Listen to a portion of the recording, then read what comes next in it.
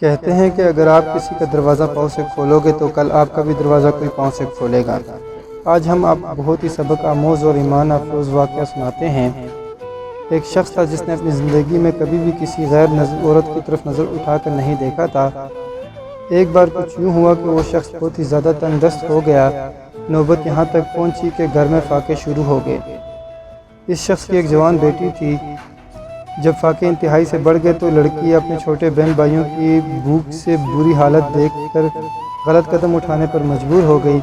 دل میں ارادہ کر کے گھر سے نکلی کہ اپنا جسم بیچ کر گھر میں کچھ کھانے کا سامان مہیا کرے گی۔ وہ گھر سے نکل کر پوچھتے پوچھتے ایک ایسے علاقے میں جا پہنچی جہاں پر جسم فروشی کی جاتی تھی۔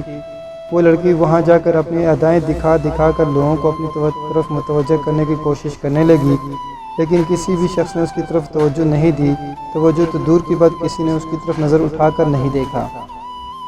لوگ آتے اور اس کی طرف نظر اٹھائے بغیر گزر جاتے۔ خیر اسی طرح کھڑے کھڑے لڑکی کو شام ہو گئی۔ وہ کافی دل برداشتہ ہو کر گھر کی جانب قدم بڑھانے لگی۔ جب گھر پہنچی تو اپنے باپ کو منتظر پایا۔ پریشانی میں مبتلا باپ نے بیٹی سے پوچھا، تو کہاں چلی گئی تھی؟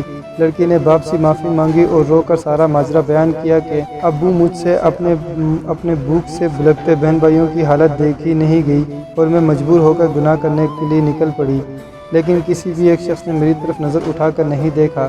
سارا ماجرا سننے کے بعد باپ نے اپنی بیٹی سے کہا کہ تیرا باپ نے آج تک کبھی کسی غیر عورت کی طرف نظر اٹھا کر نہیں دیکھا، تو پھر یہ کیسے ممکن تھا کہ کوئی تیری طرف نظر اٹھا کر دیکھے؟